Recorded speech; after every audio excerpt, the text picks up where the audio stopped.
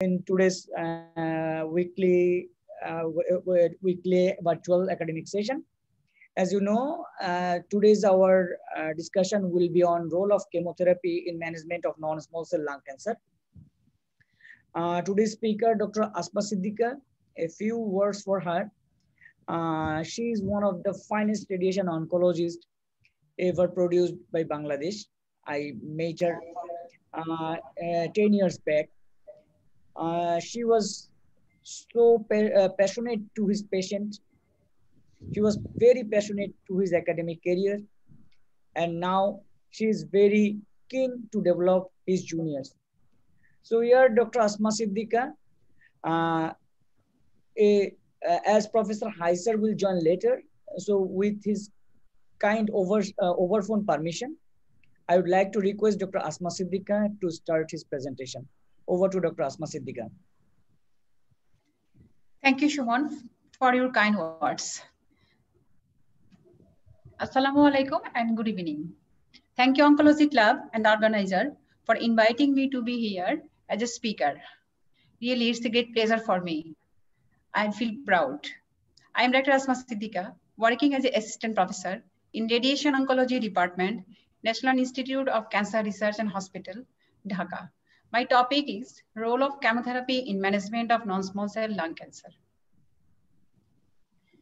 Treatment of non-small cell lung cancer is quite complex. It includes multidisciplinary approach, which needs some help from some local therapy and systemic therapy. Surgery and radiation therapy is the local therapy.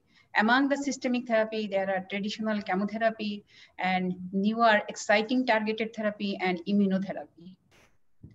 Tumor recurrences after complete dissection for non-small cell lung cancer. This scientific paper was published in Journal of Thoracic Oncology, and it showed the pattern of recurrence.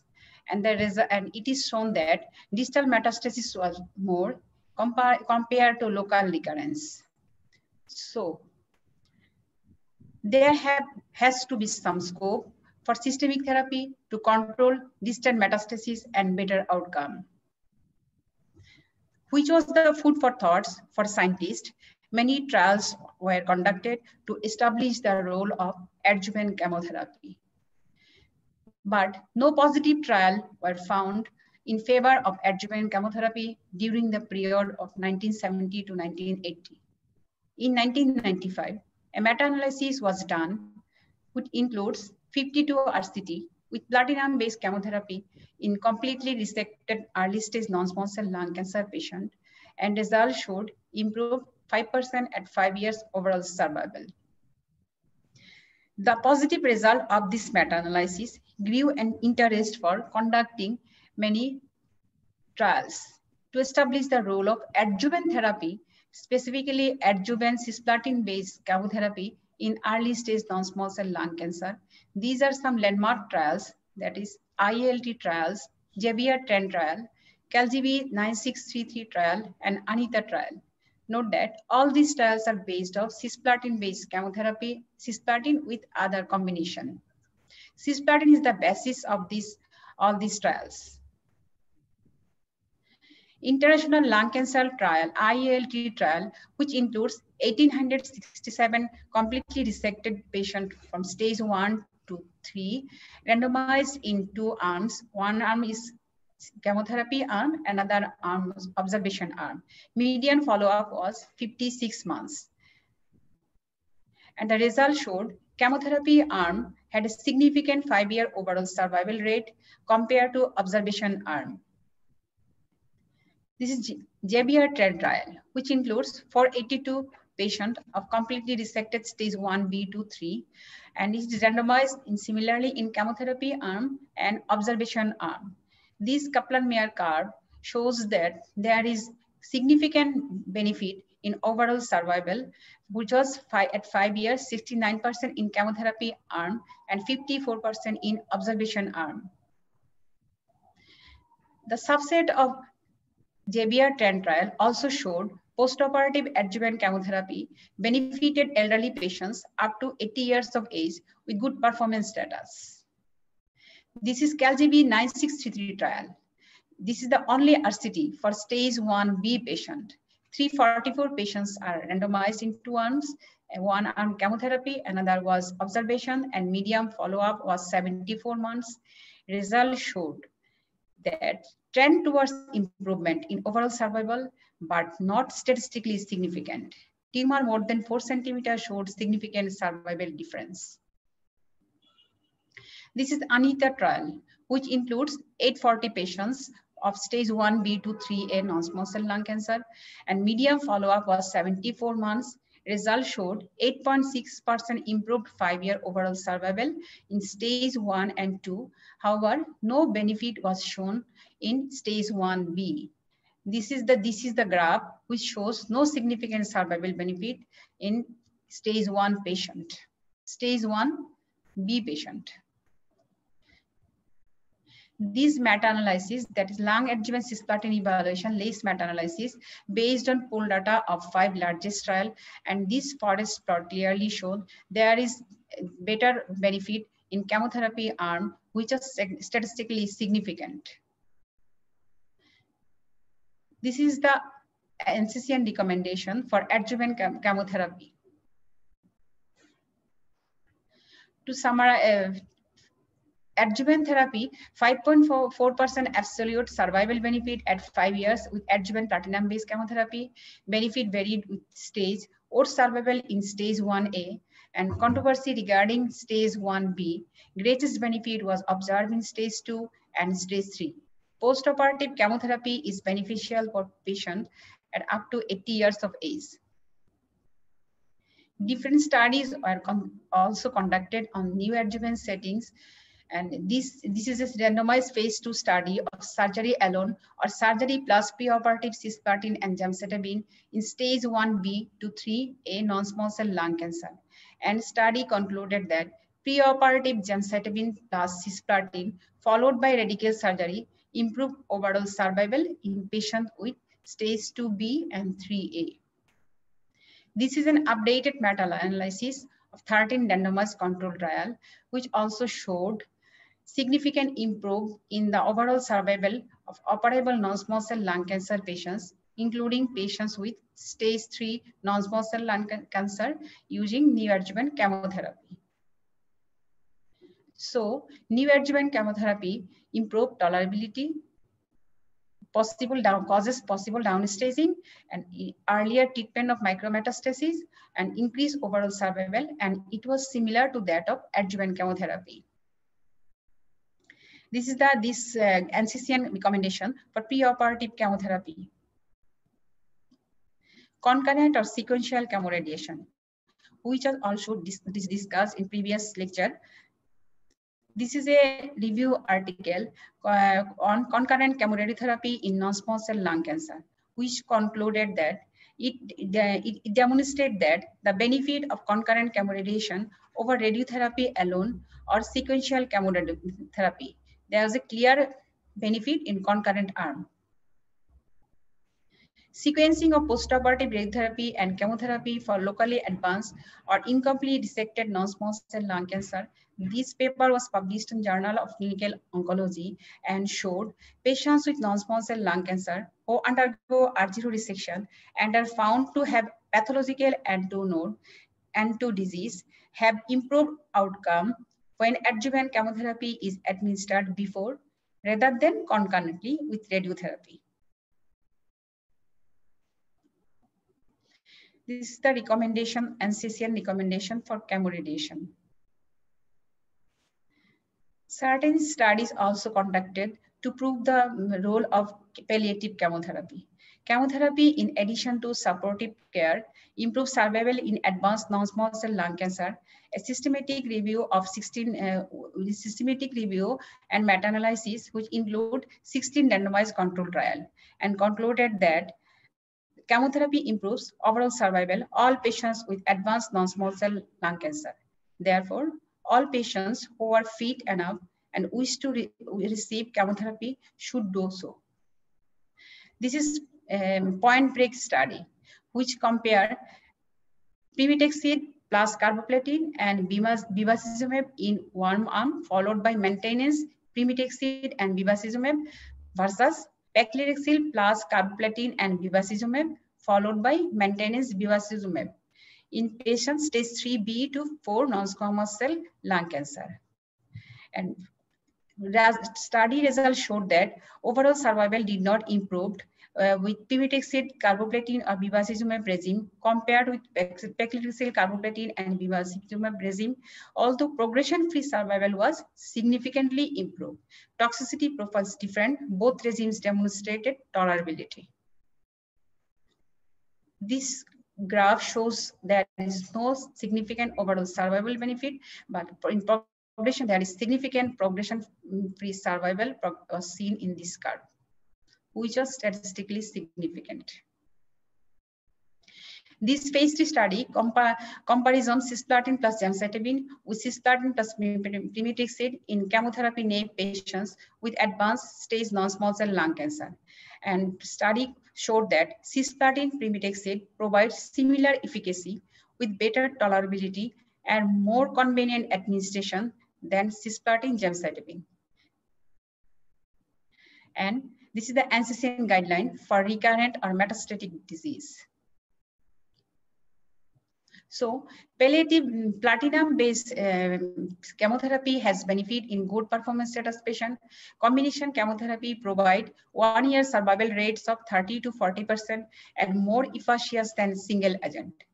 Conventional cytotoxic agent should not be continued beyond 4 to 6 cycles. Taxane-based chemotherapy is more toxic than pemetrexed-based chemotherapy. No survival difference between taxane-based and pemetrexed-based CT was observed. There are certain chemotherapy schedules provided and recommended by NCCN. These are used for neoadjuvant and adjuvant settings, and there are some preferred regime for non-squamous and also other recommended regimes. This is NCCN guideline recommendation for concurrent chemotherapy. Note that concurrent gemcitabine is not used alone with other combination because gemcitabine, a combination of gemcitabine with other drugs causes severe toxicity. Regarding toxicity profile, this study was done which compared cisplatin and vinorelbine versus cisplatin and pemetrexed. And completely resected, included patient of completely resected stage 1B to stage 2 patients. And after 39 months observation, cisplatin pemetrexed arm is safe and feasible and showed less toxicity and better dose delivery than other arm. Overall survival was similar in both arms. Toxicity profiles which observed in other studies, that is in IELT studies, main toxicity is neutropenia. 23% risk of grade 4 toxicity was observed in IELT study, and in JBR 10 trial, febrile neutropenia occurred in 7% of the patients, and CALGGB 9633 trial, grade 3 neutropenia occurred in 5% patient, and in ANITA trial, febrile neutropenia was 8.5%. And other significant toxicity are neuropathy and ototoxicity. So, chemotherapy is recommended for the treatment of non-small cell lung cancer in adjuvant setting, neoadjuvant setting, concurrent or sequential setting, and also it is used in palliative and recurrence cases. So my take-home messages are, platinum-based adjuvant chemotherapy improve overall survival in stage 2 and in stage 3 patient. Adjuvant chemotherapy not recommended in stage 1A. In stage 1B, it is controversial. Adjuvant chemotherapy should be started at 8 to 10 weeks of surgery. Neoadjuvant chemotherapy has similar survival benefit as adjuvant CT, but it is well tolerated. Similar CT regime used as neoadjuvant and adjuvant settings. Cisplatin and pemetrexed are preferred regime for non-squamous histology. Cisplatin and docetaxel or gemcitabine are preferred regime for squamous histology. Cisplatin can be substituted with carboplatin. Thank you. Thank you, Dr. Asma Siddiqa. Actually, it's a very big topic to cover within a single program. So I thank Dr. Asma Siddiqa because she tried to cover every aspect of this chemotherapeutic management regarding non-small cell lung cancer.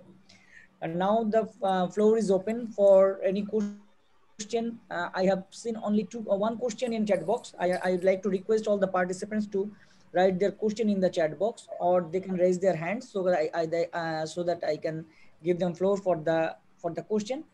Now, Asma Siddiqa, there is a question from Dr. Arman Chaudhuri, Arman Reza Chaudhuri. Dr. Arman, would you like to ask the question directly to the speaker? Okay, thank you, Sean Bhai.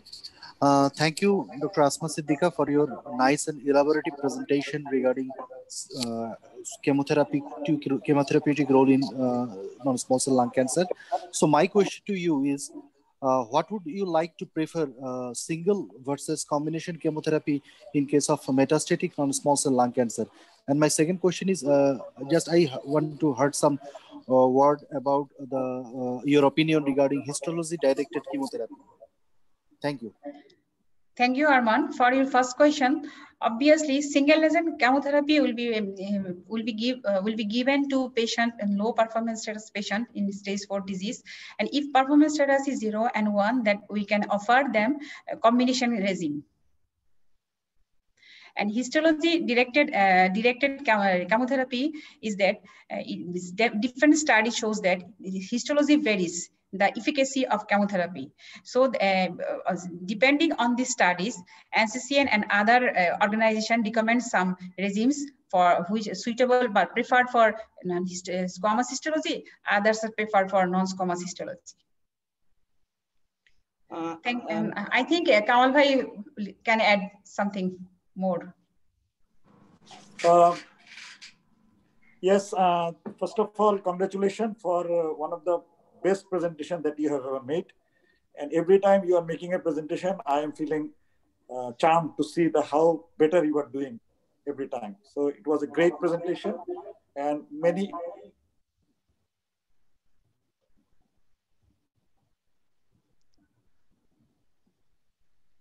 Kamal bhai শুনতে পাচ্ছি না। The histopathology directed chemotherapy, Arman, I mean, if you look at the trial, in fact, non-small cell lung cancer, 6 to 7 combination have almost similar outcome, not having a very big difference. But in case of adeno, the Pacific trial have proved that pemetrexed plus platinum is doing good. And if it is a good response, then there is a recommendation for maintenance of pemetrexed. So that is a very good example of histopathology-directed chemotherapy in adjuvant setup, even in metastatic, and metastatic for maintenance. And for squamous, as she have shown, that there are some study of showing some superiority. And if you remember, there was a 2010 ASCO publication where they have shown that nab-paclitaxel is doing better in squamous, around 10 to 12%. So that is another reference that we can try nab-paclitaxel in squamous, and we can say that pemetrexed is good for adeno. Other than that, all the doublets based on platinum is fair, and there is no much significant difference among the regime. So you need to select according to the availability, toxicity, and also the patient profile. Thank you, Kamal bhai. And about the first question regarding single agent or combination in metastatic setting? It should be always combination, not single agent, because we have seen that doublet is doing better than single, but triplet is not doing good. So the recommendation is to try for doublet, but yes, if there is a situation where the performance strategy is not good, then we can go for single agent. Single agent. Okay, thank you. I just want to supplement to Dr. FM Kamaluddin sir. There is a paper which was published probably in 2004 or 2005. It is by Del Baldo. He tried two single agent versus double agent versus triple agent. Ultimately, in overall survival, 2 versus single agent, 3 versus 2 agent, significant difference was found in 2 versus 1 agent. 3 versus 2 agent produce mass toxicity and produce lesser outcome. So from this paper, we could clearly define that doublet is the standard of regime, not single, not triple. And as it is well described by Dr. FM Kamaluddin sir, that nab-paclitaxel is superior in squamous. and Pemetrix is comparatively superior than adenocarcinoma. So you can consider regarding this histopathological issue. Thank you so Thank you. much. So our next question from Altaf Hussain Riyadh. Riyadh, please ask your question. Thank you, madam, for a nice presentation. My first question is there any role of maintenance chemotherapy? And second question is, if there is controversy in adjuvant chemotherapy in stage 1B disease, then when should we consider adjuvant chemotherapy in stage 1B? Thank you, Riyadh, for your question. In stage 1B, it is controversial. And it was seen that if there is presence of high-risk features, that is the tumor size is more than equal to or more than 4 centimeter, and LBSI present, other grade 3 tumor, then in 1B cases we can give adjuvant chemotherapy. But nowadays in recent GCC staging, it's more than 4. If the tumor size is more than 4 centimeter, it will be stage 2A. I think that's why we can also conclude that in stage 1A and stage 1B, adjuvant chemotherapy is not indicated. Madam, thank you. Is there any role of maintenance chemotherapy? No. Till date, there is no role for maintenance chemotherapy. It is only feasible. It is only feasible in maintenance chemotherapy. Only feasible in metastatic setting. Right. Thank you. Dr. Riyadh, I just want to add with Dr. Asma Appa. Actually, this 4-cm concept came from the CLGB data that was published in the ASCO 2006. And actually, the CLGB data, initially it failed to produce any overall survival difference. But when they tried to extract some data outcome from this data, they found that when it was considered for more than 4 centimeter size, there they found a considerable difference in overall survival. So from this point, CLGB data, it comes 4 cm. And when you consider the 4 cm, it was clearly described by Dr. Asma. So thank you, Dr. Riyadh, for your question. Thank you, sir. Now the next question is from Shuman, regarding the maintenance, yeah. as Dr. Asma said, if you look at the Paramount trial, Yes. In the metastatic setup, then there is a metastatic setup, there is the proven role of Pemetrexed maintenance, and it have given very good survival. So it is mentioned from Paramount trial that if we are treating a adenocarcinoma not having a mutation, we should try with platinum and Pemetrexed 6 cycle. Good response. Continue Pemetrex until there is disease progression. Yes. So but many of us have tried even 28, 30 cycle. But it is a metastatic setup, Kamal bhai. Yeah. Yes, it is a metastatic setup. Metastatic setting. Only in metastatic, but this is a good example of maintenance, because other than this, even in maintenance, there is no much very good outcome of maintenance. But this is the only established maintenance in metastatic. Okay. Kamal bhai, what is the basic difference between the maintenance and the metronomic chemotherapy? And why these two terminologies? Can you just explain? Maintenance is a full dose. Maintenance is a full dose chemotherapy that you are maintaining. Say Pemetrexed, you are giving 500 milligram per meter square when you are giving with platinum, and you are maintaining with the same dose. But when you are using metronomic, in metronomic, it is totally a different chemistry. You are not using a full dose. You are using a smaller dose, and then you are continuing. So the total philosophy of metronomic treatment is not the full dose conventional treatment. So that is the difference. And it is also maintenance, but not in a full dose, and it is a very smaller dose. And it works with tumor microenvironment. Okay. The same drug that you use first in the 4 to 6 cycle setting, that the same drug you use for the maintenance, or sometimes you can use the switch maintenance like another drug you can add? Yeah, but what I'm talking in adeno metastatic, Paramount trial has shown that you should continue the Pemetrexed maintenance, not the other drug, so that gives a survival benefit.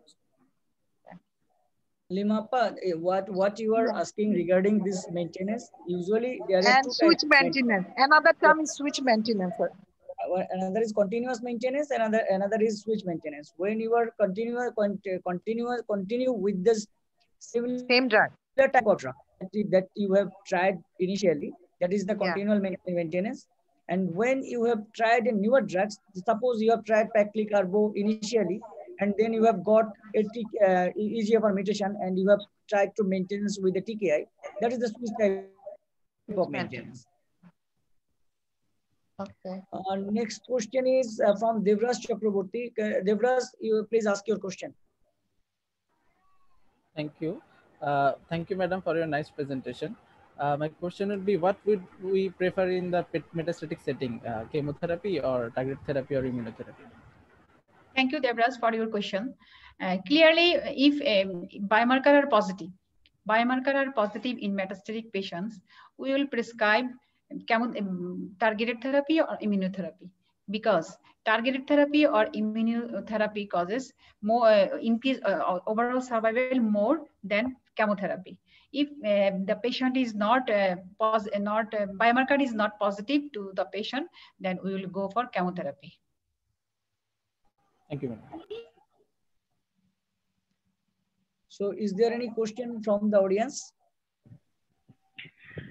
Thank you, Asma, for your very nice presentation.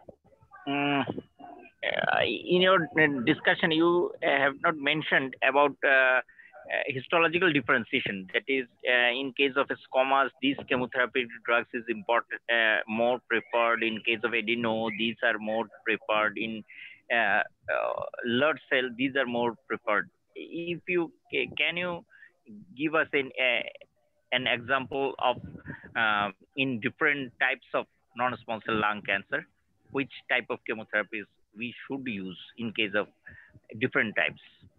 Thank you, Dr. Or Taposh. is there any role of maintenance therapy in squamous cell lung cancer? Maintenance therapy, already it is discussed that maintenance therapy only applicable for metastatic setting, not in other stage 1, 2, or 3. And I already shown the NCCN. In squamous cell, metastatic squamous cell. Yes. Is there any role? Which drug? Is there any role of maintenance therapy in metastatic squamous cell carcinoma?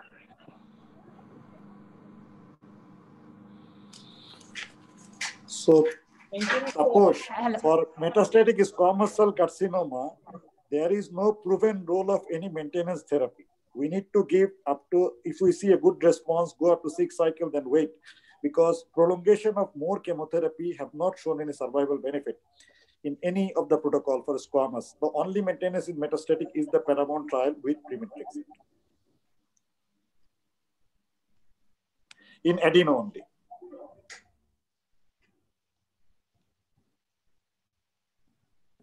Okay, in case of large cell or large cell carcinoma, is there any which chemotherapy drugs should be first preferred? For large cell carcinoma, actually, as you have seen, that there was a interesting curve of 6 combination of platinum for total non-small cell lung cancer, both adeno and squamous. And they have shown the almost equal outcome. So all the combination like docetaxel platinum, paclitaxel platinum, gemcitabine cisplatin, all have shown nearly equal response. So that's why they have come to a conclusion that there is no great combination for metastatic in case of this platinum doublet. But the only difference is that few studies like the Paramount have shown pemetrexed for adeno, and this ESCO paper of 2010 have shown nab-paclitaxel 10 to 12% superior in squamous. So this is a few small example. Otherwise, as in the beginning, what Arman was asking, that histopathologically directed chemotherapy is not that much promising like the molecular testing, molecular-based oral TKI. So here to answer you, to my best of my knowledge, there is no data about large cell. There is data for adeno and squamous, and the number is very, the drug is very limited. Adeno pemetrexed, and for squamous, nab-paclitaxel. Thank you, Kamal. I just want to supplement here just few words. Yes. Like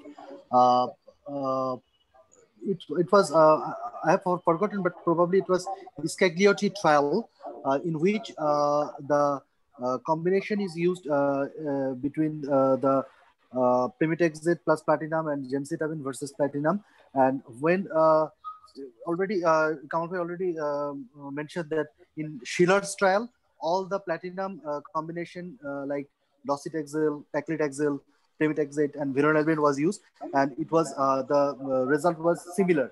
But in Scagliotti trial, when they used this combination, and especially in case of pemetrexed, already Kamal mentioned that the adenocarcinoma give better results, and in case of squamous cell carcinoma, at that time gemcitabine was administered, and it gives some better outcome rather than pemetrexed.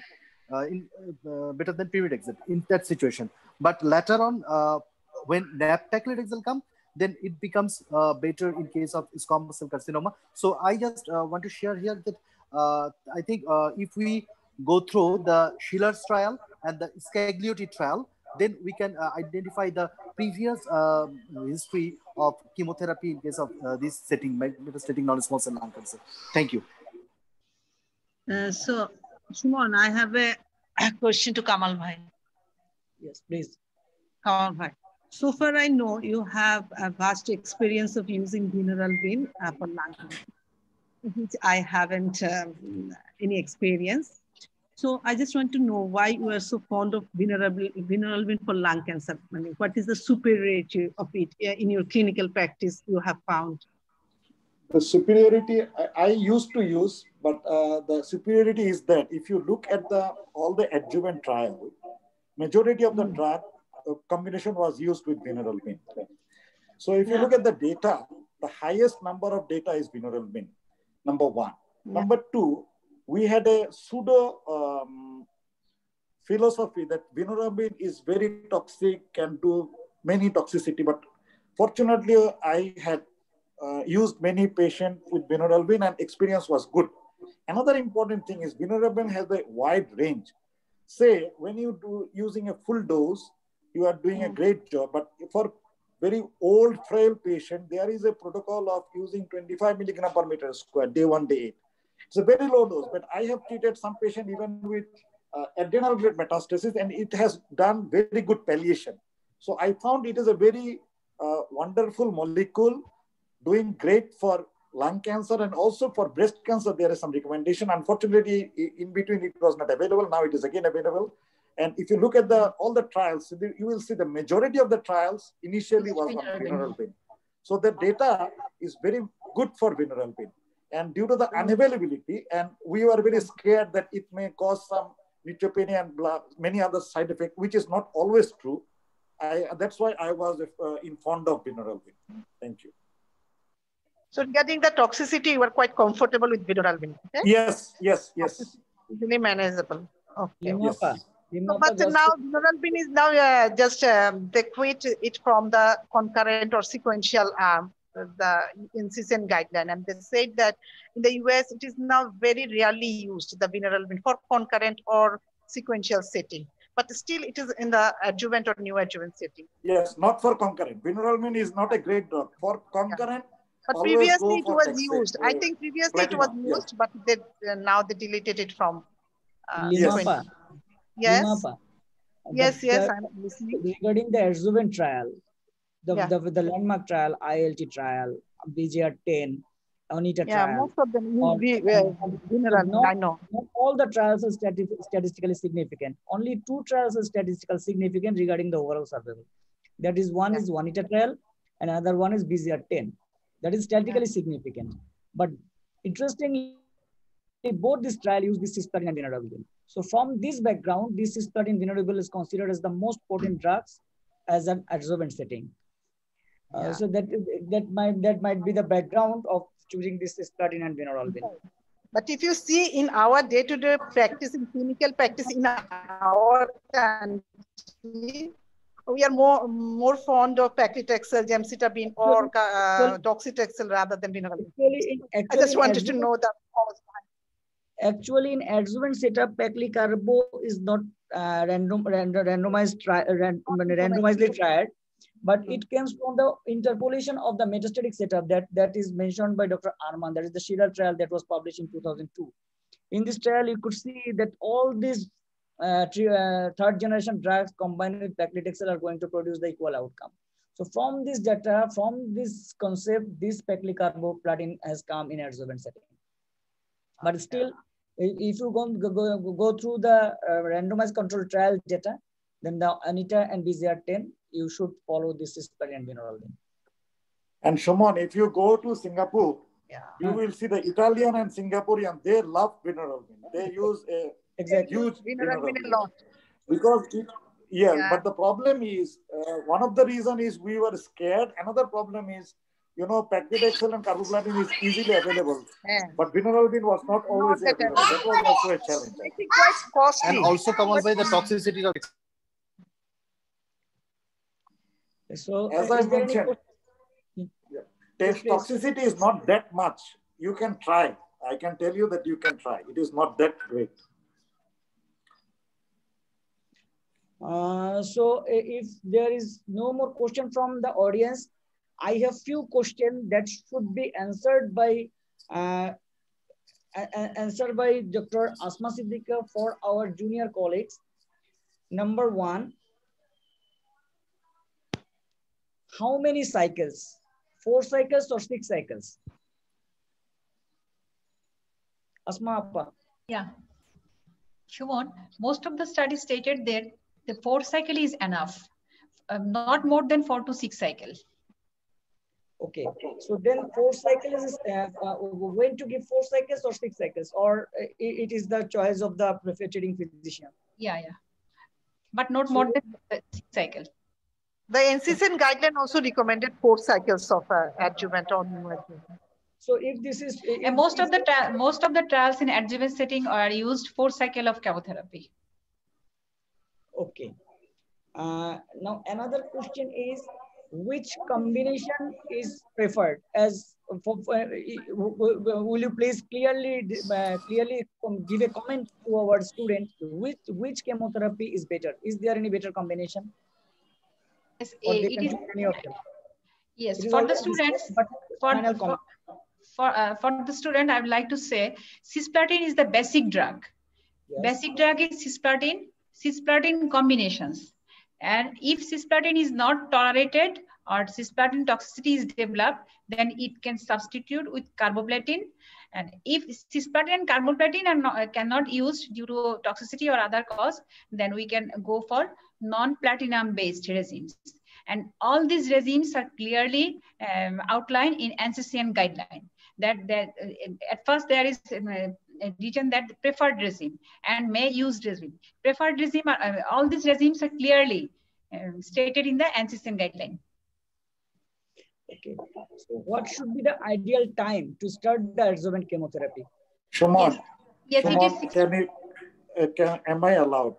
Yes, please. I mean, our juniors should know that cisplatin and carboplatin, there is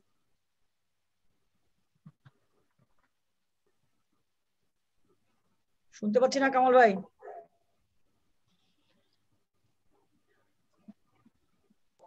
Hello. Kamal ভাই শুনতে পাচ্ছি না।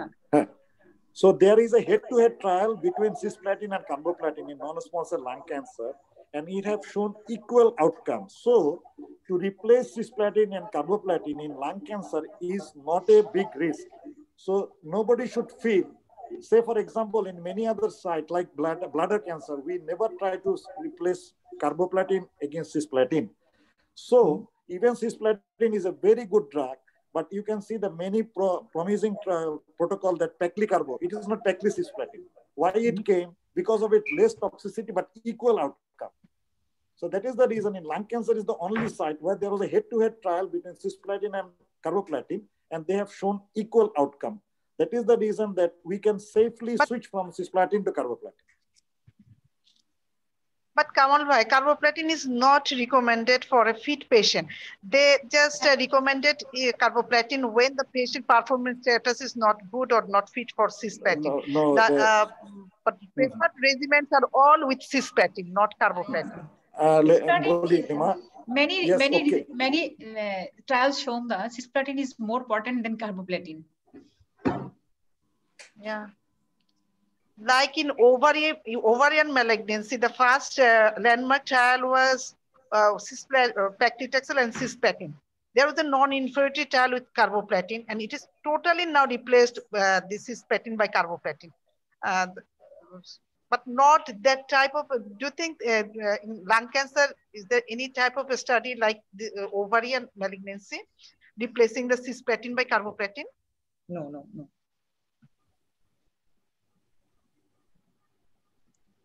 Kamal bhai.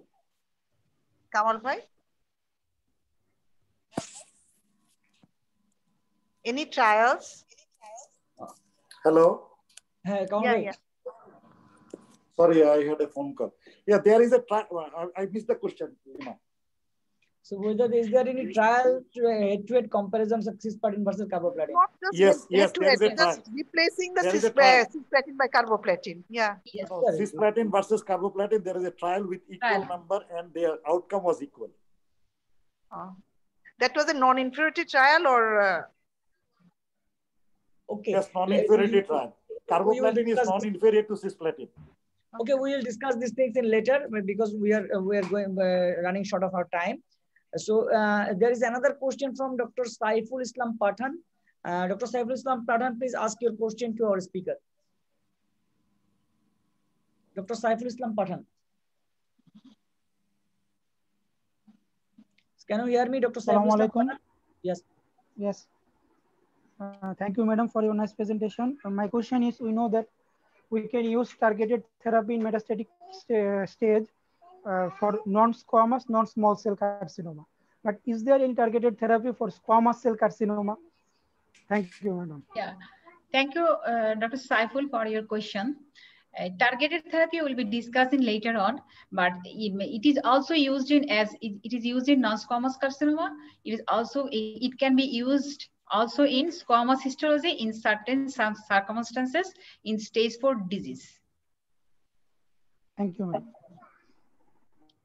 Usually it is used in non-squamous histology, but in squamous histology, it can be used in certain circumstances in stage 4 disease. Asma, if you allow me to supplement. Yes. I would like to add something. Dr. Saiful, your question is whether we could use any targeted therapy in squamous cell carcinoma, right? Yes. Exactly. Yes.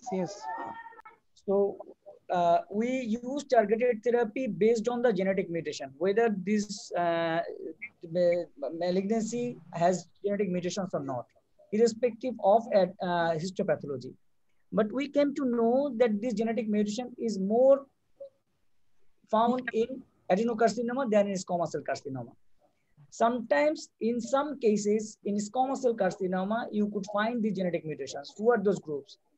Non-smoker groups, female squamous, and sometimes you could not find defined histopathological findings. You could find it as a adenosquamous variety. So in these subgroups, even with the squamous cell carcinoma, you have the authority to send this for the genetic mutation. And if this genetic mutation comes with positive genetic mutations, suppose you have got del19 or L858R mutations, so even with this squamous cell carcinoma, you can start this patient with erlotinib, gefitinib, or osimertinib. So it depends on the mutational status. Thank you. Can I ask a question? Yes, please. Yes. Sir, madam, why adjuvant chemotherapy should be given after 8 to 10 weeks of surgery? Why not earlier? What is the rationale behind this? It is the recommendation. If I ask you a question, why 4th cycle? Why not 10th cycle? This is also similar, comes from some studies that if we use like earlier, then just after like surgery or quite earlier than 8 to 10 weeks, it will the patient will sometimes after surgery become very ill, sick. They cannot tolerate well this chemotherapy. 8 to 10 weeks is the standard time period for recovery of surgery. That's why it is recommended. And what is the ideal time for surgery after neoadjuvant chemotherapy? It is usually 4 to 6 weeks after. Riyadh. Okay, madam. Yes, sir. Riyadh. Yes, sir. Actually, this concept came from, again, these two trials. You could see that Anita and the BGR10. In BGR10 trial, they have started 6 weeks, and the Anita trial, they have started after 10 weeks. So there is a trial study which was done in Canada. They have included patients even after 16 weeks. That means four months. And they did not find any difference regarding the outcome. But it is standard to start this chemotherapy as early as possible. Shumon. Yeah. So if I supplement here, normally why we delay the adjuvant treatment? We want to allow the injury to be healed. Mm-hmm. So that is the main 4 to 6 weeks came from there. And there are many trials in head and neck cancer that if the adjuvant treatment is delayed more than 6 weeks, that increase the chance of recurrence, whether it is radiotherapy, chemoradiotherapy, or whatever it is. But in lung cancer, we need to understand who is this adjuvant group. This adjuvant group is, we are doing a complete resection. We are not thinking about R1, it is R0 resection. And when we are doing nowadays the thing has changed, but this trial when done, it was a total thoracotomy surgery. It was a huge surgery, not like today's laparoscopic surgery. So at the time of thoracotomy, they never took a risk of doing a wound healing issues. So they have opted for 6 to 8 weeks, and even they tried. And you see, this adjuvant has given some additional benefit. So the role of this adjuvant, like other, if you think like breast cancer and other, it is not like that. It is a curative resection done, and this stage, intermediate stage, that is stage 2, is getting the highest benefit by adjuvant because it is adding some survival benefit. So thank you, But Kamal Bhai. it is not, they didn't take the risk because as Dr. Asma said, that study, when they have designed, they had their logic. And we need to follow their references because until we have a reference of bringing it, so somebody have done after 4 weeks and getting a good result, then we can follow them. Until then, even we don't feel like waiting, but we need to, if we really want to follow the evidence, we need to follow that. What Shumon is telling, that Anita trial is the landmark trial, which has really established adjuvant. So whenever we think of adjuvant, we need to think of this trial, and we need to try to follow their protocols and the duration. So thank you, Kamal Bhai. I think that we are running short of time because we have another very exciting episode today. So today we don't have any case discussion. We have a debate on a very hot topics, that is adjuvant TKI in non-small cell lung cancer, whether it is the demand of time or not. In favor of this point, I would like to request Dr. Altaf Hossain Riyad to speak few words in favor of this topic.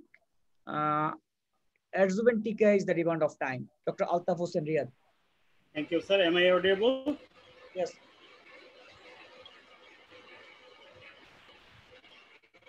Is my screen is visible, sir? Yes.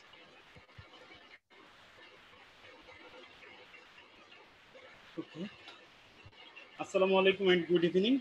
Thank you, Oncology Club, for giving me opportunity to talk in this platform. And honestly speaking, I am pretty scared. So, welcome to today's debate session of adjuvant TKI is the demand of time. And I, Dr. Altaf Hossain Riyad, am going through in the favor of this topic. So, the main challenge in the management of resectable lung cancer is relapse rate is quite high, and it is more than 50% and more than 70% in stage 2B and stage 3A disease, with 5-year survival rate less than 40% and less than 20%, 25%. So chemotherapy gives an overall survival benefit of 5.4%, evidenced from LACE meta-analysis. It is okay, but is it good enough? So we need to do better, but how? This is the change in the management of lung cancer in last decade at metastatic setting, where TKI became the first line treatment in place of chemotherapy. And interestingly, all the TKI gives not only disease-free survival, but also overall survival benefit. So here comes the idea, and after several RCT, finally hope is obvious. But debate is still going, which are the main hurdle for starting TKI. Phase 2 select trial of adjuvant erlotinib in patient with resected EGFR mutant non-small cell lung cancer showed that erlotinib had an improved 2-year disease-free survival compared with historic genotype matched control. This is another phase 2 randomized control trial named EVAN, which randomized erlotinib versus cisplatin and vinorelbine in completely resected EGFR mutant stage 3 lung cancer, which concluded that 2-year disease-free survival difference between the group was 36.7%, and which was statistically significant.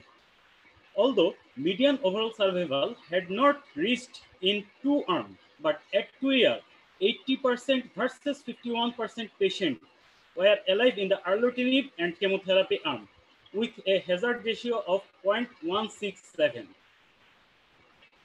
Adjuvant CTOM 1104 phase 3 trial randomized gefitinib versus cisplatin and vinorelbine in stage 2 to stage 3A EGFR mutant completely resected non-small cell lung cancer. Median disease-free survival was 30.8 versus 19.8 months, which was statistically significant. And median overall survival was 75.5 versus 62.8 months, which was not statistically significant. These data were presented in ASCO 2017 and was not promising though. But later, on post-hoc analysis, a huge overall survival benefit was seen in patients who received gefitinib more than 18 months.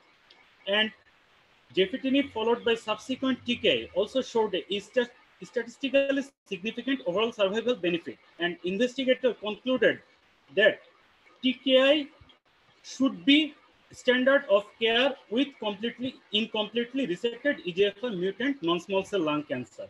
And these data were presented in ASCO 2020. Finally, a double-blind phase 3 ADAURA trial, which randomized osimertinib versus placebo in completely resected EGFR mutant non-squamous non-small cell lung cancer. And at a median follow-up of 2 years, disease-free survival was 90% versus 44% with a hazard ratio of 0.17.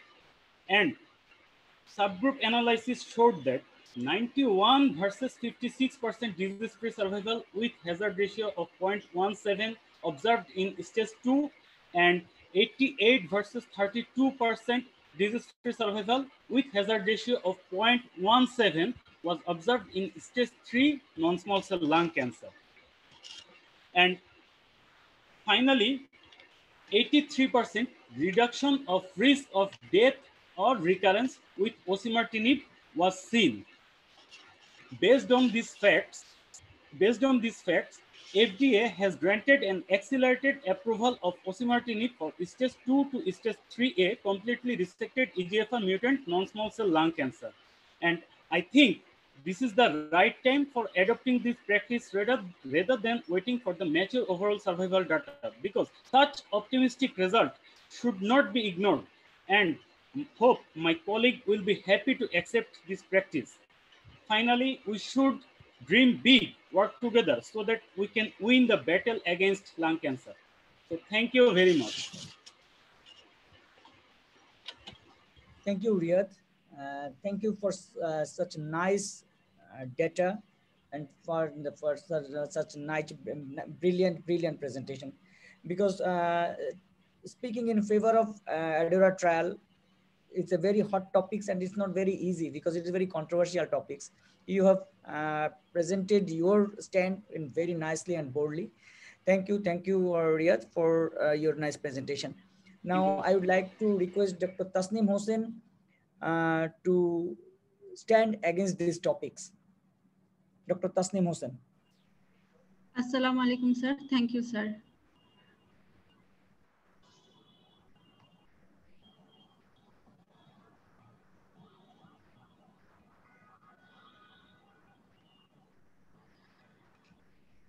Thank you to Oncology Club for this huge opportunity. Respected faculties and learned audience, Assalamu alaikum and a very good evening to all.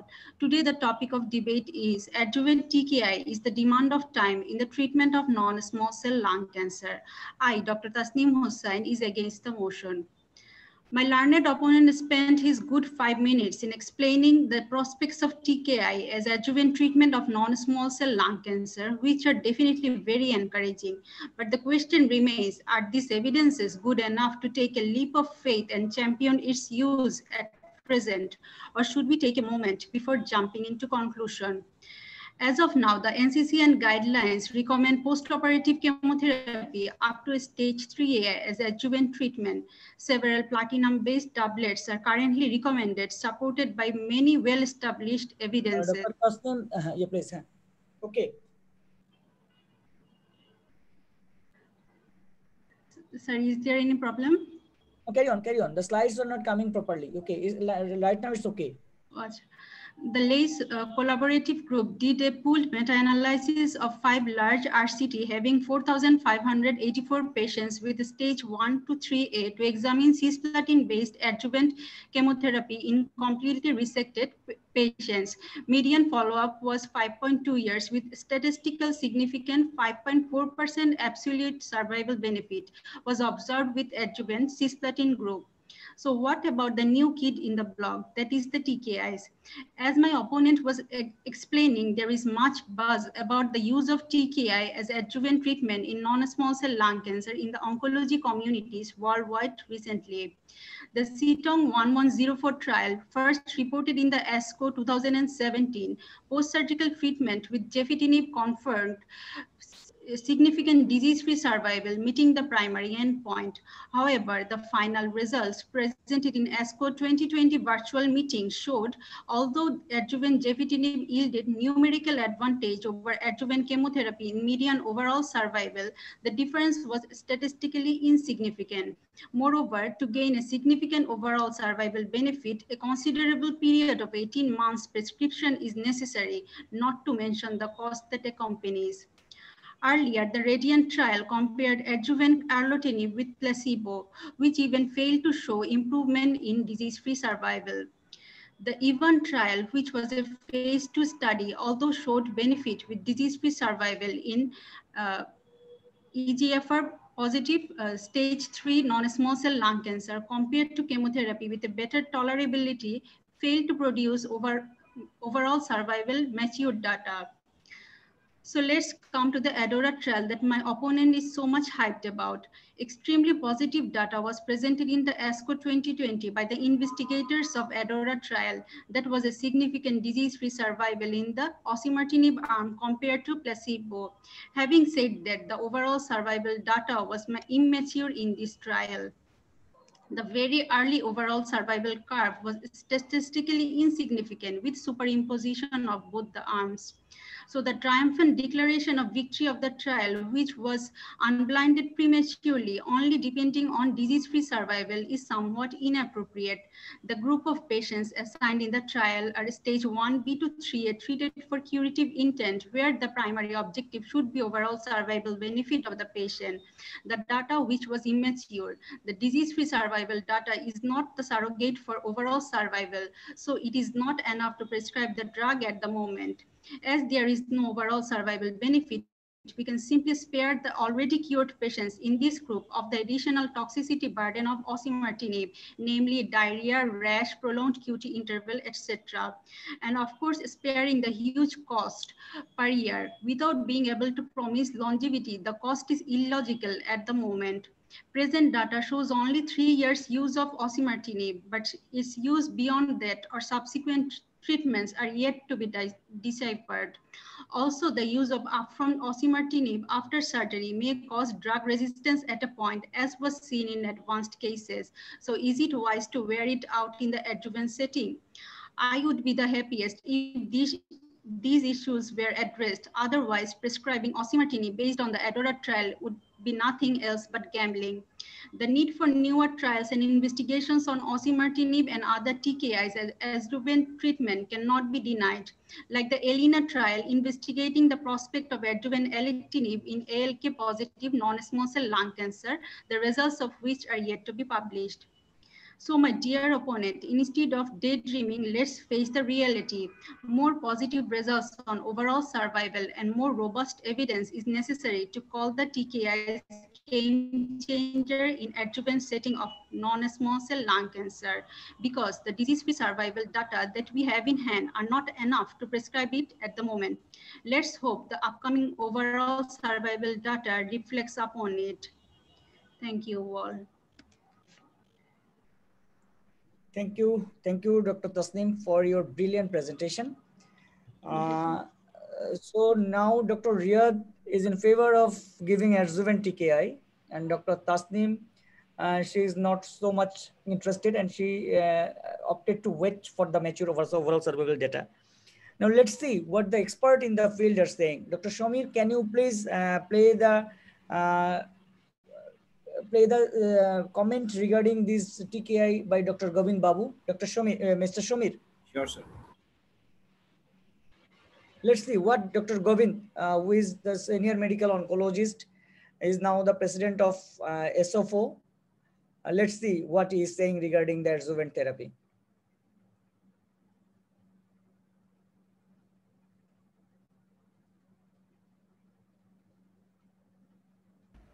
Hi, I'll talk to you about the role of osimertinib in adjuvant non-small cell lung cancer. You know, osimertinib recently has got a big breakthrough designation for use in adjuvant non-small cell lung cancer. This is a special approval that is given before a formal approval from FDA comes, which means that this can be used as of now with discussion with the patient and the company once early non-small cell lung cancer patient has been operated on and has finished the adjuvant chemotherapy. Right now the study did not include any stage 1A, but from 1B to the others they have included, and they have the paper has actually shown benefit in terms of its use. And what is recommended now is after the chemotherapy is done, if they need adjuvant chemotherapy, after that you follow with osimertinib for 3 years. That is the data that we have from the ADAURA study for now. Thank you. So from his comment, we could conclude that Dr. Govind Babu is interested to give adjuvant TKI with some clause. He wants to discuss with patient regarding this only study with some limitations, with some pros and cons. So Dr. Govind Babu is in favor of this adjuvant TKI. Now let's see what Dr. John Conivier is saying regarding topics. Dr. Shomir, Mr. Shomir, can you please play the comment of John Conivier?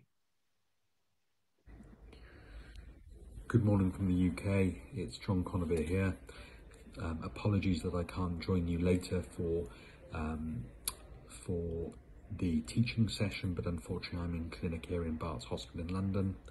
Kamal emailed me to ask for my thoughts on the use of adjuvant osimertinib in resected EGFR mutation positive non-small cell lung cancer patients, essentially for my reflections on the results of the ADAURA trial.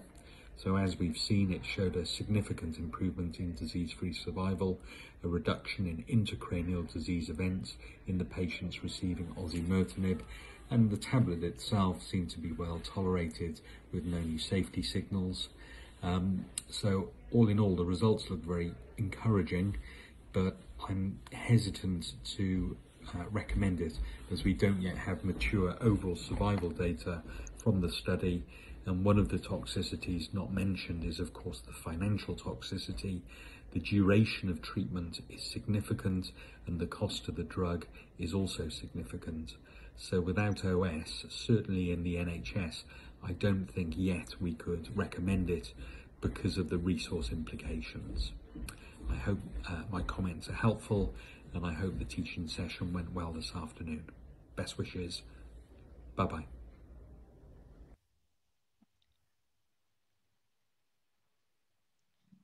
So here, Dr. Johnny Beard is quite similar with Dr. Tasneem. He wants to wait a bit till the mature overall survival data comes.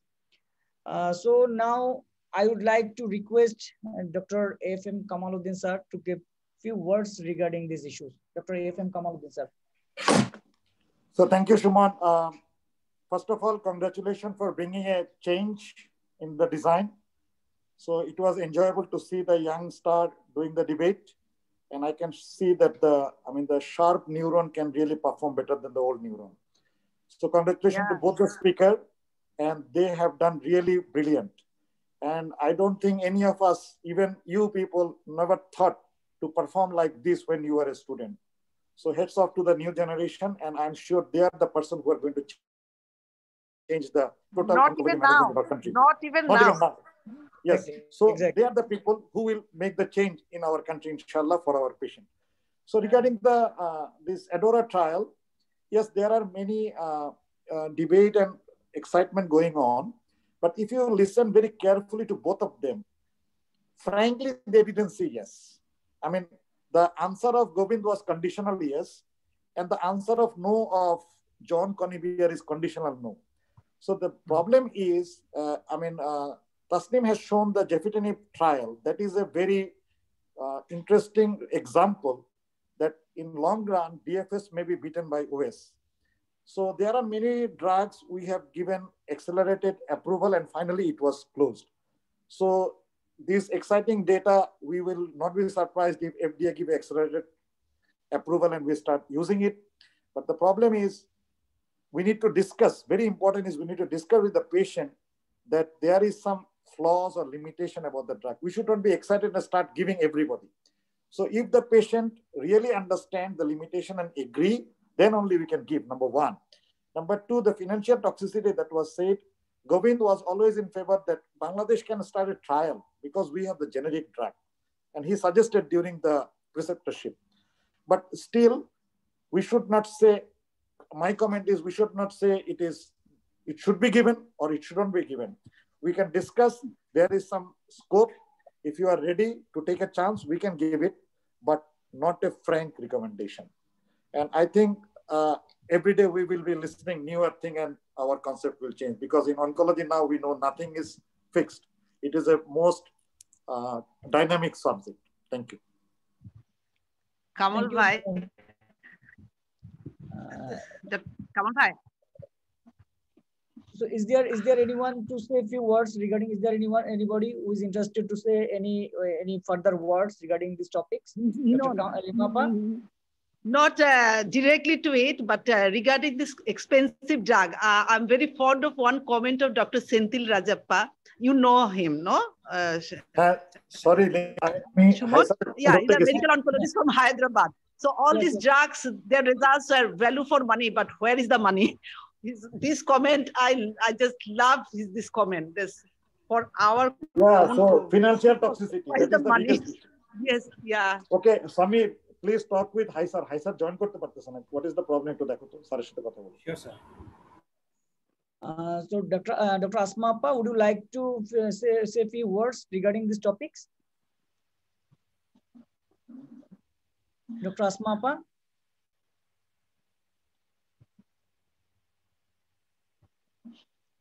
Okay. Dr. Asma Appa, can you hear me? No. Oh, yeah. No, Shuman, thanks. Continue.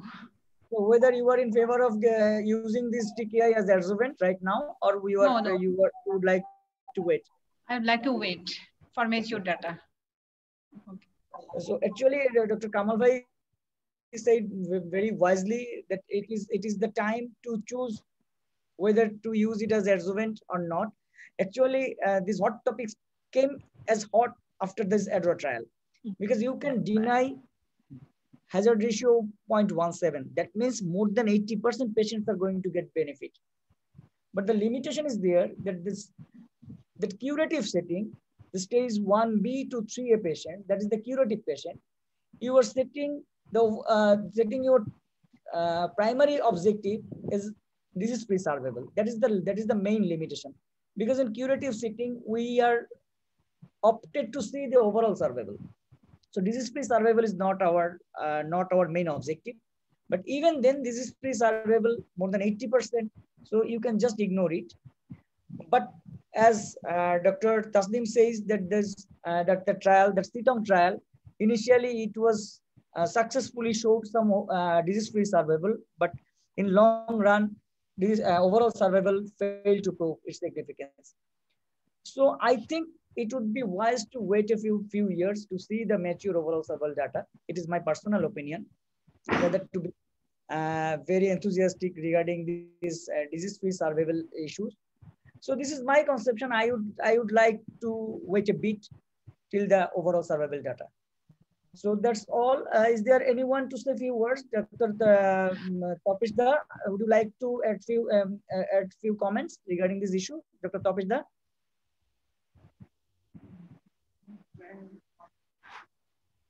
Dr. Tapish Kumar Mitra.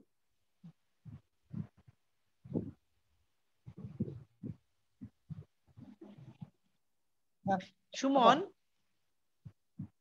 when I went through different trials for my presentation regarding the concurrent chemoradiation or some chemotherapy trials, I haven't seen any trial that has a hazard ratio less than 0.6. Most of the trial, the hazard ratio is 0.8, 0.9, like that. So I think it is quite unbelievable for a lung cancer trial, the hazard ratio is 0.19. That is the strength of this trial. That's why it is producing so much hype in this scientific world. So you just can ignore 1.17. Though if you add this 1B into this trial, it comes out 0.2 in the overall population. But in 1B subgroup, the hazard ratio is 0.5. But still, in the overall intention to treat population, you could see that the hazard ratio is 0.2. That means the 80% patients are going to get benefit. So that's a very amazing trial. The relative. This is the relative, not the absolute benefit. No.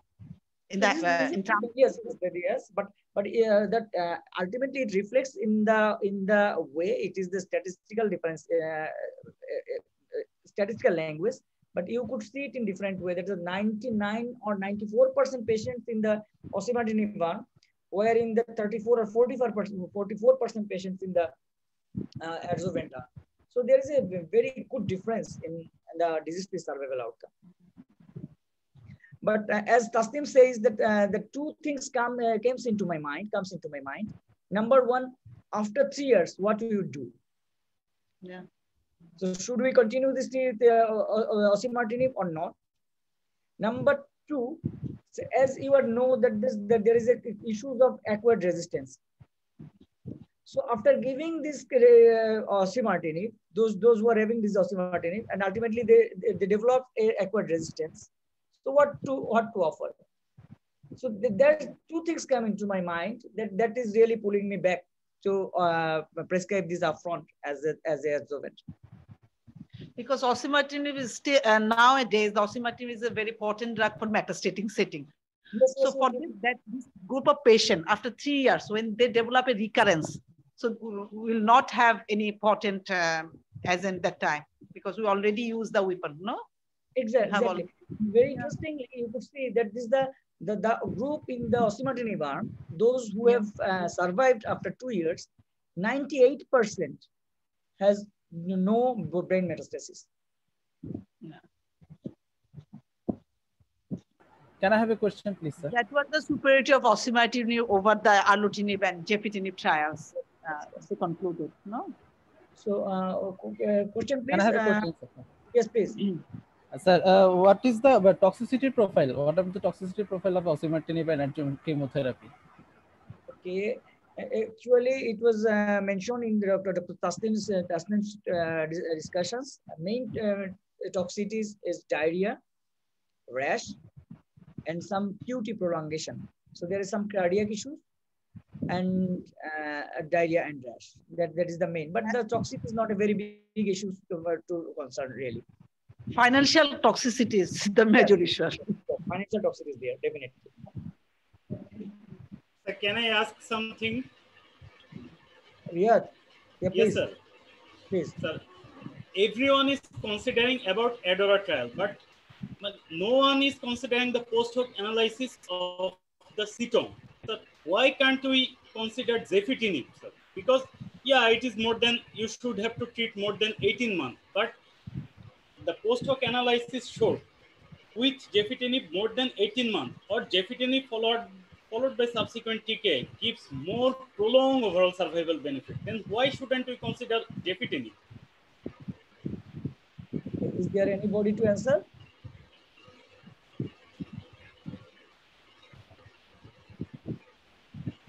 If no, let me try to give your answer. Riyad, do you know what does post hoc analysis means? Not really very much. Very few things. Yes, I can clearly say it. Can you please, what does post hoc means? Analysis done. Analysis done. Analysis done after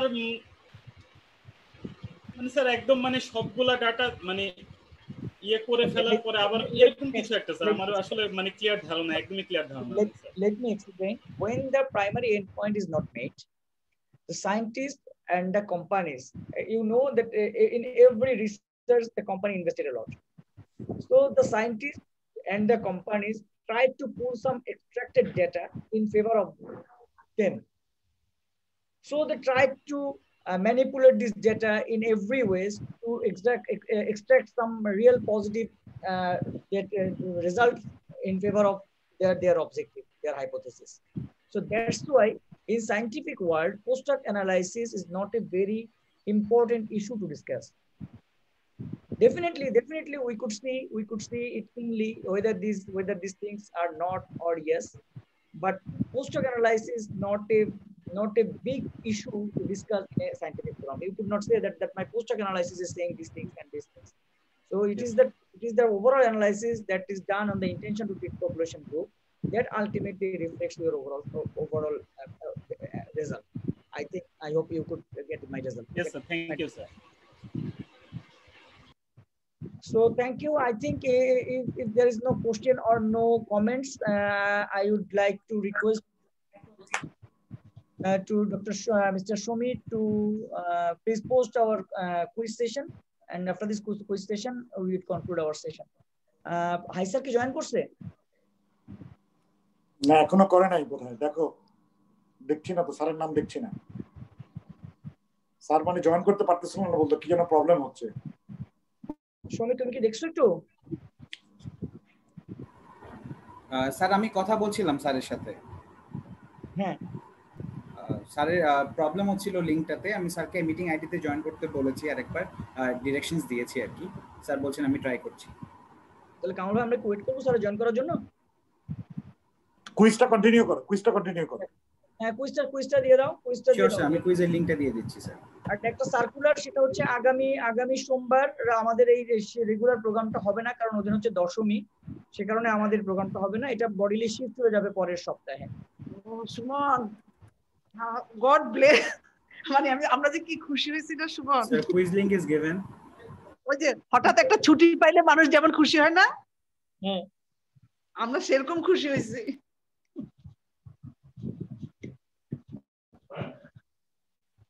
সুমনরা আমাদেরকে একদিন ছুটি দিছে।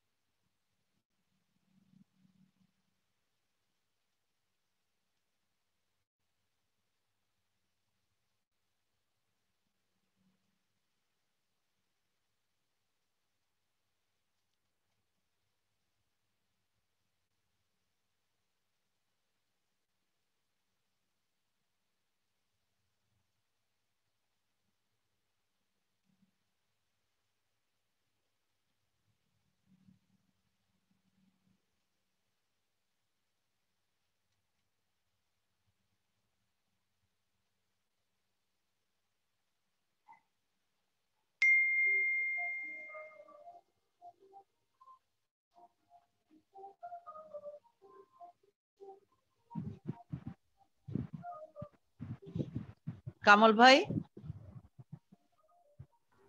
Hi sir join করেছেন sir আসসালামু আলাইকুম sir. ওয়ালাইকুম সালাম রাহমাতুল্লাহ।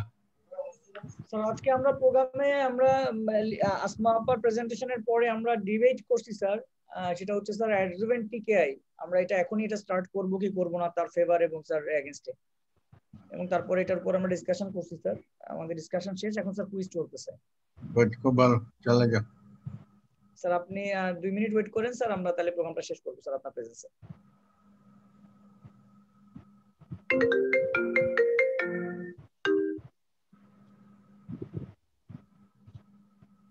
কামাল ভাই নাই সুমন? আছি আছি আছি আছি।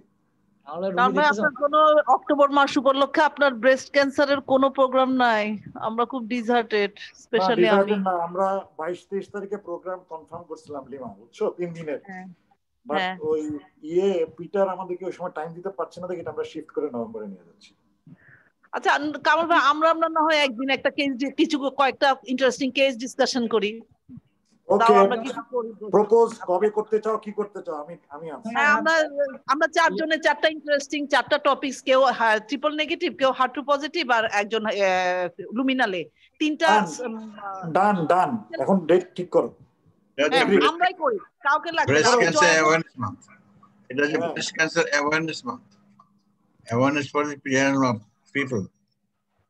আমরা এটা কি করব স্যার? লিমা করুক না স্যার, উদ্যোগ দেখ স্যার, কি করতে চান? আমরা আসি স্যার। ক্লিনিক্যাল করবে কেন স্যার? আপনি চাচ্ছেন যে স্ক্রিনিং অ্যাওয়ারনেস এর উপরে স্যার? হ্যাঁ স্যার, আমাদের তো পার্টিসিপেন্টরা হচ্ছে সব স্টুডেন্ট, অ্যাওয়ারনেস তো আসলে জেনারেল পপুলেশনের জন্য যেটা করতে হবে স্যার। এই প্ল্যাটফর্ম থেকে স্যার আমরা কিভাবে এটা করব? ওটা আমাদের নাই, তো অ্যাক্টিভিটি আমাদের নাই। জি কামাল ভাই, স্যার আমি বুঝতে পারিনি।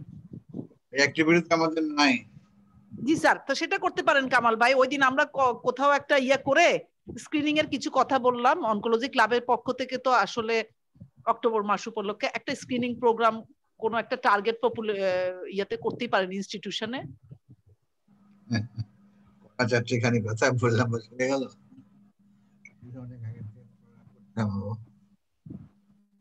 হয় না। Quiz time is over. I would like to request Mr. Sumit to please give me the result.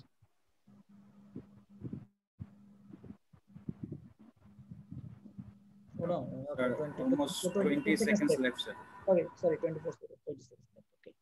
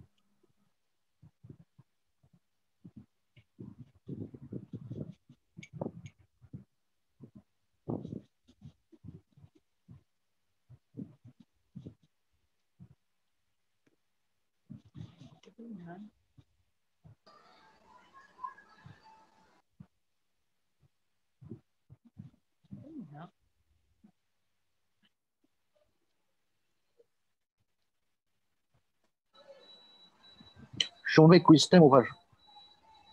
হ্যাঁ কুইজ টাইম, আমি ওয়েট করতেছি রেজাল্টের জন্য।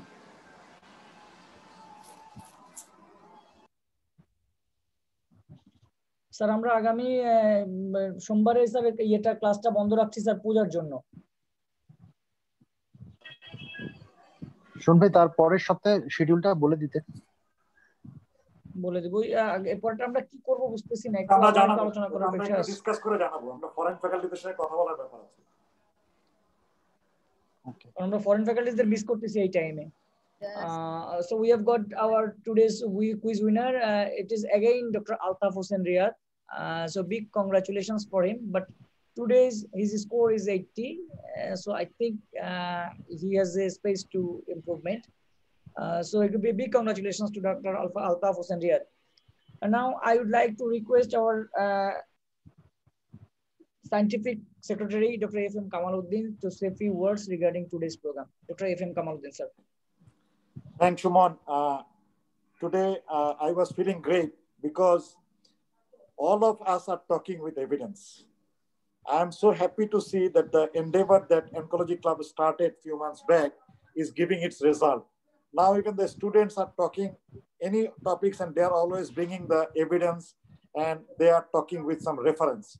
So this is the beauty, I think, the endeavor of Oncology Club, and I'm very hopeful, inshallah, in coming days, more brilliant performance we will see, and this will bring a change in the total oncology management.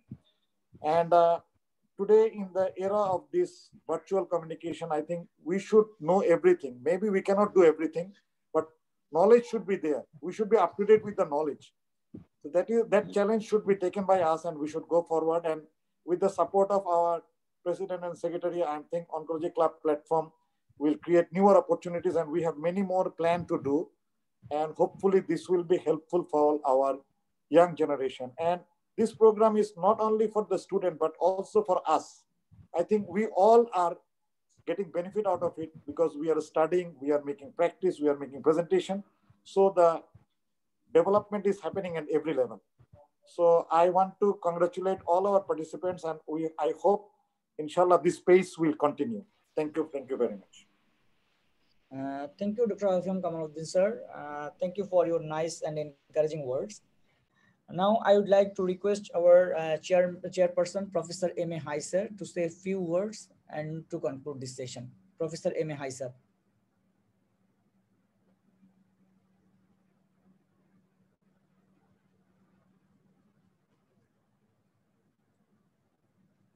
Sir.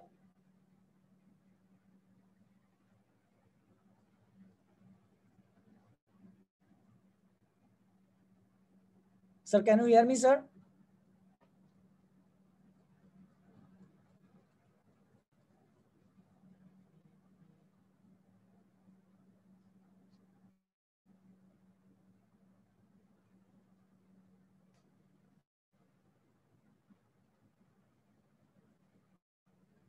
Sir, can you hear me, sir?